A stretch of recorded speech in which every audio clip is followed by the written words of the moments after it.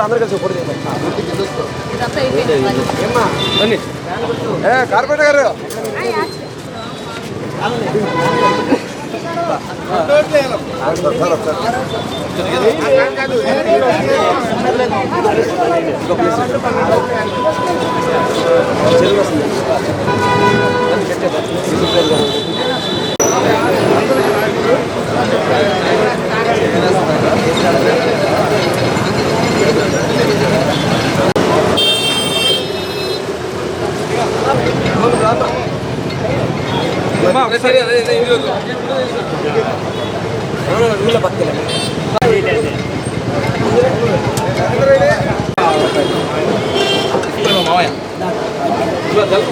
ఏంట్రా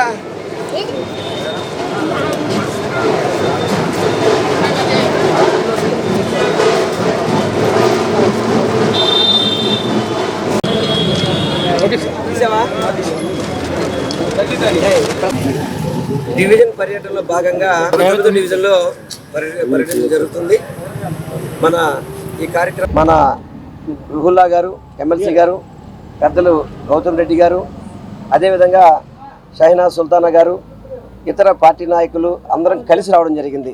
ముఖ్యంగా ఈ డివిజన్లో మాకు కార్పొరేటర్ ఉన్నారు, ఎమ్మెల్సీ ఉన్నారు. చక్కగా ప్రతి ఒక్కళ్ళు కూడా చాలా చక్కగా అందరూ మాకు అందుబాటులో ఉంటున్నారు. అన్ని విధాలు కూడా మా జగన్మోహన్ రెడ్డి గారు వచ్చాక మాకు పథకాలు జరుగుతున్నాయని చెప్పడం జరుగుతుంది. ప్రతి ఒక్కళ్ళు కూడా జగనానికి ఓటేస్తాం, మీరు ఎవరు రావాల్సిన పని లేదని చెప్పిన విధంగా మమ్మల్ని అందరూ కూడా దీవిస్తున్నాం. చాలా సంతోషంగా ఉంది. అదేవిధంగా అనేక చర్చిలు ఉన్నాయి, దేవాలయాలు ఉన్నాయి, మసీదులు ఉన్నాయి. ప్రతి ఒక్కదానికి కూడా మాకు ఎమ్మెల్సీ గారు కావచ్చు, కార్పొరేటర్ గారు కావచ్చు ఎప్పుడు కూడా అందుబాటులో ఉండి అనేక సహాయ సహకారాలు చేస్తున్నారు. అదేవిధంగా ఇంతకుముందు మా రుహుల్లా గారు మదరు కరీమున్నీసా గారు ఇక్కడ ఎంతో సేవ చేశారు. ఒక కార్పొరేటర్గా కావచ్చు, కొద్ది రోజు ఎమ్మెల్సీగా కావచ్చు. అదేవిధంగా స్వచ్ఛందంగా ఎంతోమందికి మంచి చేసే వ్యక్తి. వాళ్ళ కుటుంబం అంతో పాటు మనతో పాటు ఉంది కాబట్టి తప్పకుండా మేము జగనన్నకే మేము ఓటేస్తామని చెప్పడం చాలా సంతోషంగా ఉంది. అదేవిధంగా ప్రతి ఇంట్లో కూడా సంక్షేమ పథకాలు వచ్చినాయి, ఇళ్ల స్థలాలు వచ్చినాయి, అమ్మఒడి వచ్చినాయి, చేయూత వచ్చినాయి. ప్రతి ఒక్కళ్ళు కూడా మమ్మల్ని ఈ పథకాలు కంటిన్యూ కావాలంటే మళ్ళీ జగనన్న రావాలని చెప్పని ప్రతి ఒక్కళ్ళు మమ్మల్ని దీవించడం చాలా సంతోషంగా ఉంది. అదేవిధంగా నిన్న వాలంటీర్ వ్యవస్థ మీద శ్రీకాళహస్తిలో తెలుగుదేశం అభ్యర్థి సుధీర్ రెడ్డి ఒళ్ళు కొవ్వెక్కి మాట్లాడుతున్నాడు. ఎందుకంటే ఈరోజు వాలంటీర్లు అంటే చిన్న వయసులో ఆడపిల్లలు ఉన్నారు. అదేవిధంగా చిన్న వయసు దాదాపు 60 నుంచి 70% ఆడపిల్లలే పనిచేస్తున్నారు. వాళ్ళందరినీ ఇష్టం వచ్చినట్టు మాట్లాడతాం. ఎందుకని మీకు వాలంటీర్ మీద అంత కోపం మీద నాకు అర్థం కావట్లేదు. మీకు చంద్రబాబు అదే మాట్లాడాడు. అదేవిధంగా పవన్ కళ్యాణ్ ఇంకో అడుగు ముందుకేసి ఉమెన్ ట్రాపింగ్ చేస్తానని చెప్పాడు. ఇప్పుడేమో వీళ్ళేమో ఇంకొక రకంగా మాట్లాడుతున్నారు. ఎందుకంటే మాటలు చెప్పాలంటే కూడా బాధేస్తుంది మాకు.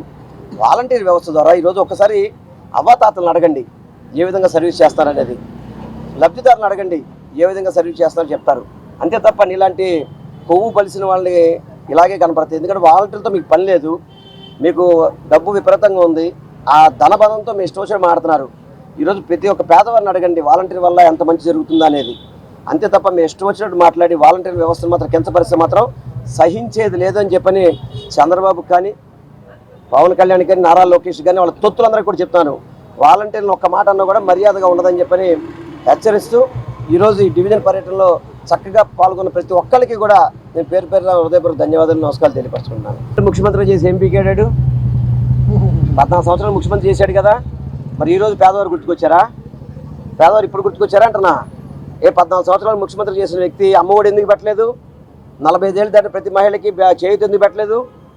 ఆ రోజేమో జగన్మోహన్ రెడ్డి గారు పథకాలు పంచిపెడుతుంటే పప్పు బెల్లలాగా డబ్బులు పంచిపెట్టేస్తున్నాడు. ఈ రాష్ట్రం అప్పులులోకి వెళ్ళిపోయింది, శ్రీలంకలాగా అయిపోతుందని చెప్పిన వ్యక్తి ఈరోజు ఆ పథకాలు ఎలా ఇస్తా అని చెప్తున్నాడు.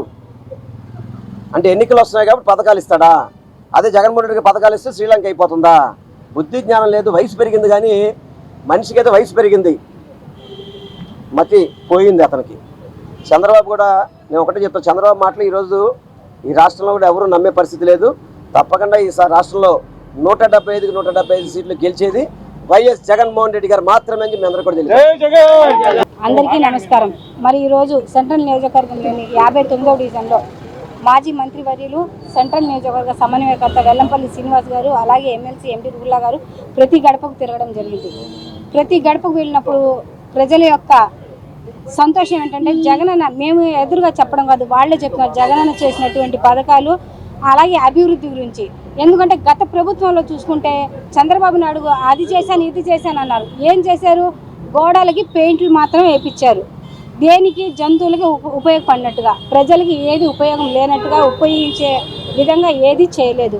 అలాగే ముస్లిం మైనారిటీలకు గతంలో 30 సంవత్సరాలు ఇండస్ట్రీ చేశానంటున్నారు, కానీ ఎప్పుడు ఏ విధంగా ఎటువంటి ప్రయోజనం లేకుండా చేసినటువంటి వ్యక్తి చంద్రబాబు నాయుడు గారు. కానీ మన గౌరవ ముఖ్యమంత్రి వర్యులు శ్రీ వైఎస్ జగన్మోహన్ రెడ్డి గారు ముస్లిం మైనారిటీలకి, ఎస్సీ ఎస్టీ బీసీలు ప్రతి ఒక్కరికి కూడా ఒక పెద్దపీట వేసి ప్రతి ఒక్కరికి ఒక మంచి హోదాలో ఉంచినటువంటి వ్యక్తి మన గౌరవ ముఖ్యమంత్రి జగన్మోహన్ రెడ్డి గారు.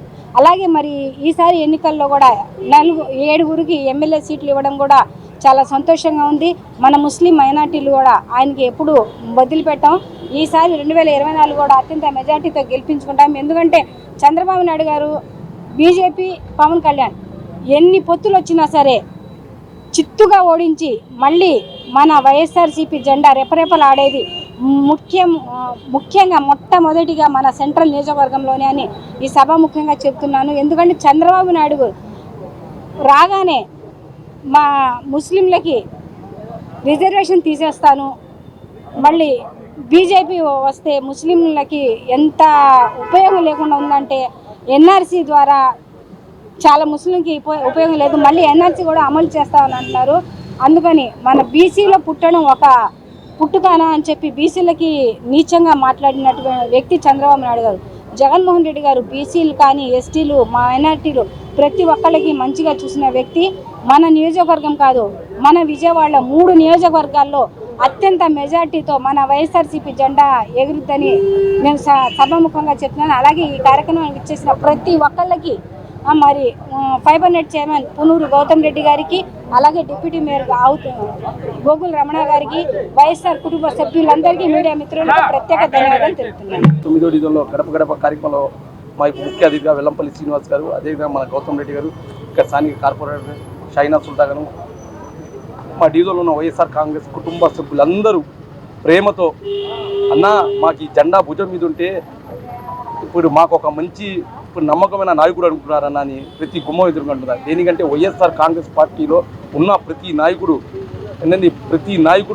వైఎస్ఆర్ కాంగ్రెస్ భారీ మెజార్టీతో గెలిపిస్తారు. దమ్ముంటే ఇక్కడ టీడీపీ నాయకుడు ఛాలెంజ్ ఈ సెంట్రల్ నియోజకంలో వెల్లంపల్లి శ్రీనివాస్ గారికి 25,000 మెజార్టీతో గెలిపిస్తే బాధ్యత మేమందరూ తీసుకుంటాం. దేనికంటే జగన్ గారు చేసిన నవరత్నాల పథకాలది ప్రతి వాలంటీర్ ఇంటికి వెళ్ళి, అంటే అటు పక్కన జగన్ గారు ముఖ్యమంత్రి గారు, ఇటు పక్కన మన జనాలు మధ్యలో ఒక వాలంటీర్ ఒక వారీదిగా ఉండి ప్రతి పథకం అందించారు. ప్రతి ఇంటికి వెళ్తే రాజశేఖర రెడ్డి గారు ఫోటో చూపిస్తారు. అన్న మేము ఇప్పుడు జగన్ గారి పథకాలు మా ఇంటికి వచ్చున్నాయి, మేము మర్చిపోము, మీరు మా ఇంటికి రాపోవాల్సింది, మేము జగన్ గారికి మంచి మెజార్టీగా గెలుపుతామని ప్రతి అక్క చెల్లెలు చిరునవ్వుతూ అంటుండే మాకు ఎంతో సంతృప్తి ఉంది. ఇప్పుడు టైం చూసే 11 చూస్తే ఎంతో ఎండగుంది, అయినా మనం తిరుగుతున్నాం అంటే వాళ్ళు వచ్చే వచ్చే వాళ్ళ రెస్పాన్స్. కాబట్టి మన 59వ డివిజన్లు కూడా ఇప్పుడు 2014లో జెండా రెపరెపలాడాం, 2019లో కూడా జెండా రెపరెపలాడాం, మళ్ళీ ఇప్పుడు 2021లో కూడా జెండా, 24లో కూడా మంచి మెజారిటీతో వెల్లంపల్లి గారు శ్రీనివాస్ గారు మీరు గెలిపిస్తారని మీకు అందరూ తెలియజేస్తున్నాం. అదేవిధంగా ఇక్కడున్న స్థానికులు ప్రతి ఒళ్ళు కూడా మన ఇప్పుడు మాజీ డిప్యూటీ మేయర్ గారు గోకుల రమణ గారు ఇప్పుడు మా వెంట గుమ్మం వెళ్తూ అందరితో పరిచయం చేయడం మాకు చాలా సంతోషంగా ఉంది. ఇప్పుడు రాబోయే రోజుల్లో సెంట్రల్ నియోజకవర్గంలో వైఎస్ఆర్ కాంగ్రెస్ పార్టీ జెండా రెపరెపలాడాలని తెలుపుతున్నాం. నమస్కారం.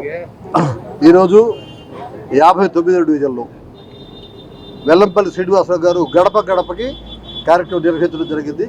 ఈ కార్యక్రమంలో స్థానిక ఎమ్మెల్సీ రుహల్లా గారు, అలాగే స్థానిక కార్పొరేటర్ గారు, మేమంతా కూడా వెల్లంపల్లి గారి వెనకాల ప్రజల్లోకి వెళ్తే ప్రతి ఇంట్లో జగన్మోహన్ రెడ్డి గారి పథకాలు బాగా అందినాయి.